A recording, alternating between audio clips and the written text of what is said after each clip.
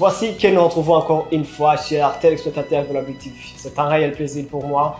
Alors bonsoir, bonjour, dépendamment de la localité actuelle de chacun d'entre vous.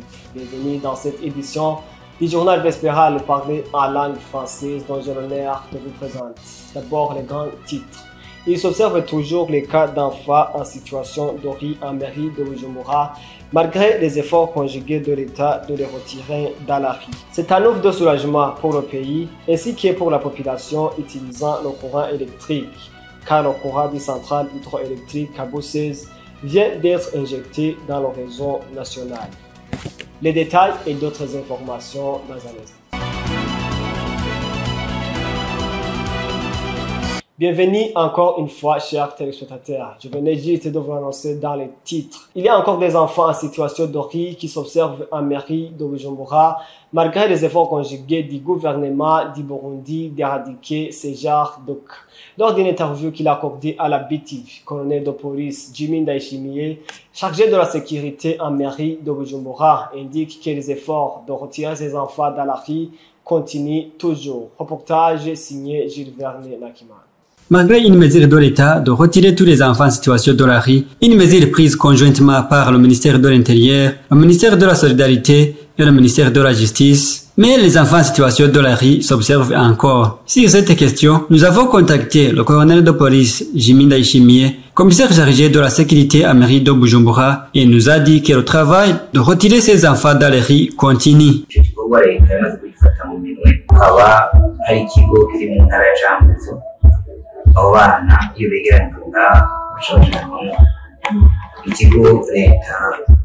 L'État a déjà pris entre ses mains le problème des enfants en situation de la rue. Pour cela, l'État a disponibilisé à Cankuzo un centre de rassemblement de ces enfants. L'État cherche encore des moyens nécessaires pour que ces enfants qui sont encore dans la rue soient transportés à Cankuzo pour leur donner des cours de réintégration, car il est difficile d'avoir une bonne éducation étant dans la rue. Ceux que vous voyez dans les rues sont ceux qui ne sont pas encore retrouvés pour les acheminer à Cankuzo. Mais la mairie de Bujumbura, en collaboration avec la police nationale du Burundi, continue son travail afin que ces enfants soient retirés dans les rues.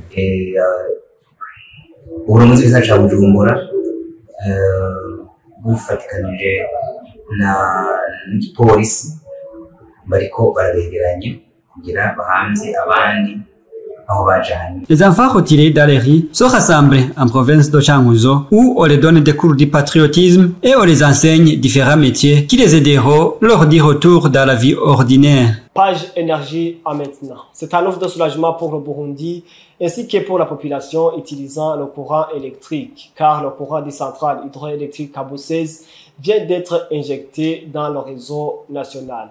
Benoît Sindayigwanya nous en dit plus. Ni umunsi ukomeye cyane ku gihugu cy'u Burundi kuko uyu mugambi Burundi bakoresheje amafaranga menshi cyane kugira ngo ibikorwa tushitse kuri uyu munsi tubigereko, kandi ni umugambi wamaze iminsi myinshi cyane turindiranye gishika cyinshi. C'est le jour crucial pour le pays du fait que le projet Cabo 16 attendu depuis longtemps vient d'avoir été hâté.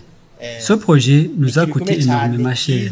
C'est aussi le moment très essentiel, non seulement pour le pays, mais aussi pour la population, car ça va pousser le pays vers le développement. L'électricité, c'est l'un des piliers qui mène le pays vers le développement. Tout ce qu'il faut croître l'économie nationale consomme l'énergie. Je dirais les machines, les industries, les petits métiers d'autodéveloppement, je cite, les salons de coiffure, la menuiserie, la soudure, tout ça ont besoin de l'énergie. Alors, ce centrale va donner 2000 MW. Vous comprenez que c'est énorme. Cette énergie a une grande importance pour le pays.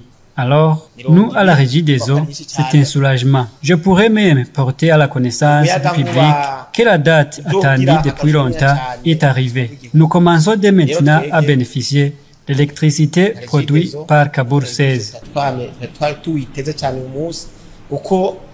twari turiranyishwa cyinshi kandi navuze ko twariteguye n'abene gihugu rero twababwira mu kuti ya tariki mwari muriranyishwa cyinshi uko abantu benshi baguma bibaza bati Cabo 16 zizotangura gutanga umuyaga wa ryari tubwira bene igihugu citi ya tariki yashitse tugatangure kuronka umwimbu uvuye muri umugambi wa Kabu ya 16.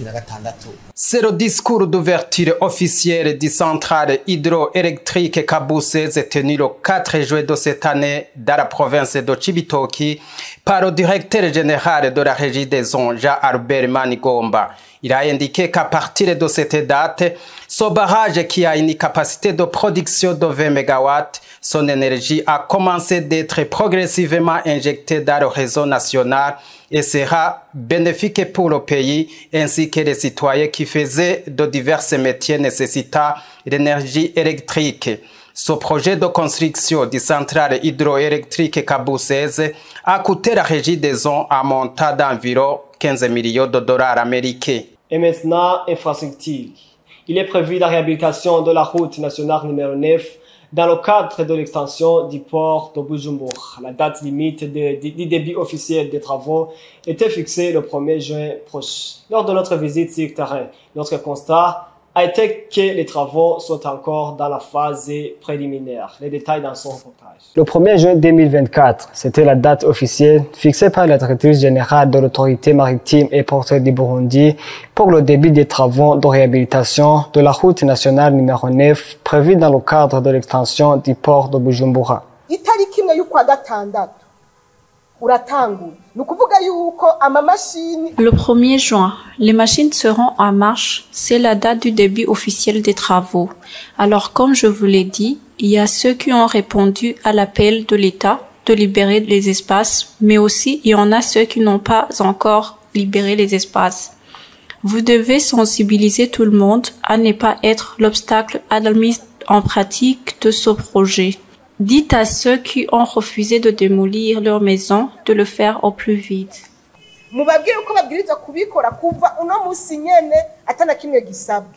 Ce 5 juin 2024, nous avons retrouvé des gens qui étaient encore en train de démolir leur maison alors que le délai limite donné à la population pour libérer les espaces où va passer cette route a pris fin. Toutefois, il y a toujours ceux qui n'ont pas encore libéré les espaces, là où il y a toujours des signes sur les murs de leur maison ou clôture. Sur les extrémités de la route, il s'observe toujours des poteaux de la régie des eaux qui sont encore là. Lors d'une réunion organisée le 2 mai 2024 par le coordinateur du projet de réhabilitation de la route nationale numéro 9, en compagnie de l'administrateur communal de Nahangwa, la population a soulevé la question de savoir si même les stations seront enlevées pour libérer l'espace.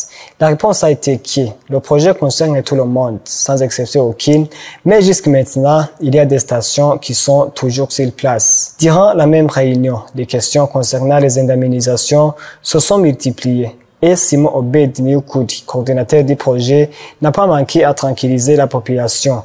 Mais il y a des personnes que nous avons trouvées sur place qui nous ont dit qu'ils n'ont pas encore reçu leurs indemnisations. Rappelons que, concernant les indemnisations, ce n'est pas tout le monde qui sera indemnisé puisqu'il y a ceux qui ont construit dans les parcelles qui avaient été indemnisées dans le passé et tout sera ressort de cette réunion du 2 mai 2024. L'avant-dernière actualité de notre journal, c'est Pirema Institut Tabo Burundi.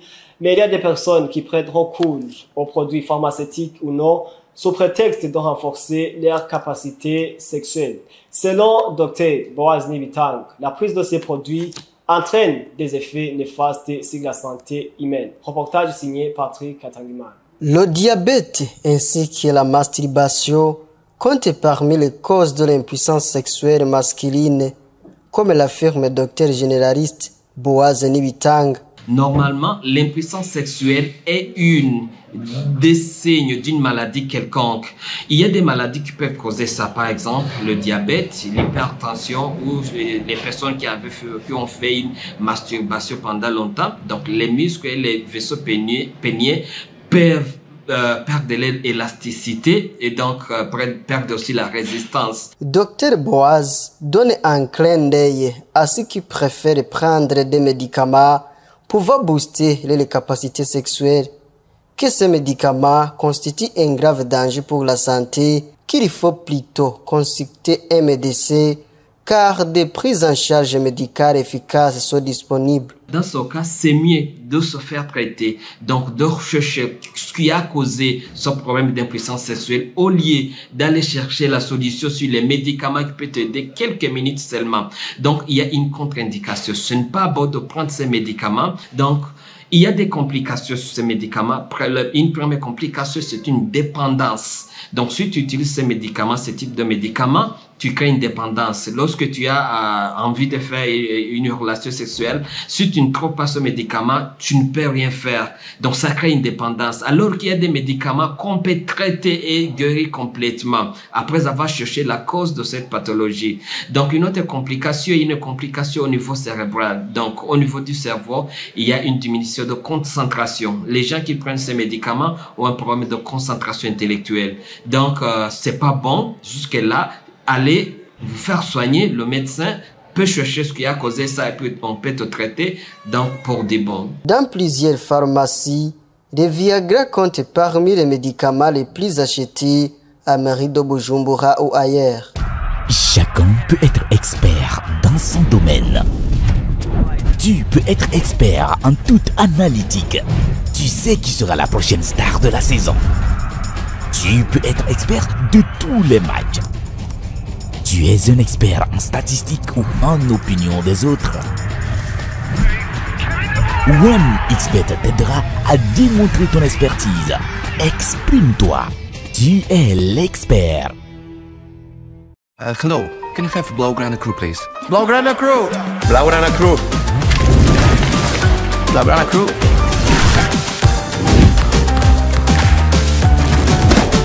Here is the Blaugrana crew. Rejoignez le Blaugrana crew, participez à la promotion et gagnez des prix offerts par OneXBet et le FC Barcelone.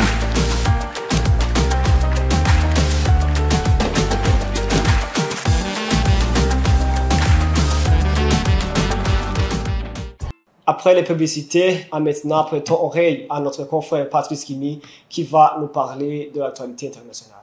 Ce mardi 4 juin s'est ouvert le premier sommet Corée du Sud Afrique de l'histoire à Séoul. 25 chefs d'État et les délégations de 48 pays du continent africain ont fait les déplacements dans la capitale coréenne. L'objectif de cette rencontre est de dynamiser les relations politiques, mais surtout économiques, entre l'Afrique et les pays du matin calme. L'Afrique et son sous-sol offrent des opportunités importantes à la Corée du Sud de diversifier ses approvisionnements en matières premières et en métaux rares. Les minerais sont vitaux pour le développement des industries de haute technologie et de ces conducteurs coréens qui sont les fleurons de l'économie du pays. Le président Yoon Suk-yeol a d'ailleurs fixé dans son discours comme priorité l'augmentation de la coopération dans ces domaines. En contrepartie, la Corée du Sud permettrait un transfert des compétences et des facilités dans des domaines des technologies de pointe, de l'agriculture, mais aussi dans les domaines d'énergie et des infrastructures. Pour formaliser les échanges et fixer les contours de ces partenariats globaux entre les deux parties, un communiqué conjoint sera signé avec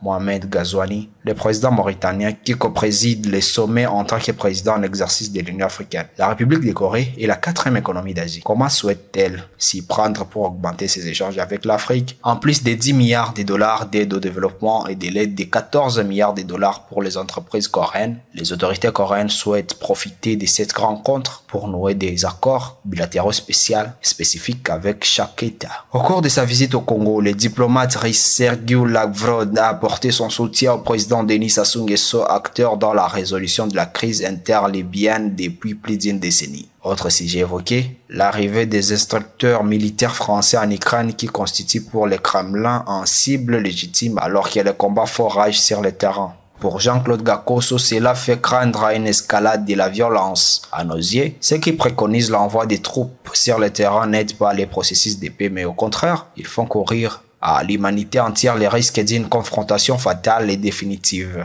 Ce n'est pas une position très responsable. Par ailleurs, Sergei Lavrov a critiqué la Suisse qu'il juge ouvertement hostile et Kiev qui s'active pour organiser une conférence sur la paix en Ukraine prévue les 15 et les 16 juin à Burgerstone en Suisse. Une conférence à laquelle la Russie n'a pas été conviée. Pour le ministre russe, ce sommet n'a qu'un seul objectif, déstabiliser son pays. De la conférence des Suisses, bien sûr, nous l'avons dit plus d'une fois, les seuls buts recherchés qu'il puisse y avoir, c'est d'adresser. La conférence à Suisse, bien sûr, nous l'avons bien dit plus d'une fois, les seuls objectifs recherchés c'est d'essayer de conserver ces blocs anti-risques qui est en train de se dégrader. Après le Congo, Sergei Lavrov est arrivé mardi au Burkina Faso. Il devrait rencontrer le président de la transition, le capitaine Ibrahim Traoré. Cette nouvelle tournée africaine devrait s'achever en N'Djamena au Tchad par un tête-à-tête avec le président Mahamat Idriss Déby, fraîchement élu et investi. À vous tous qui avez consacré votre temps à suivre notre journal, c'est par ici qu'est prend fin cette édition. Merci de l'avoir suivi, que Dieu vous bénisse.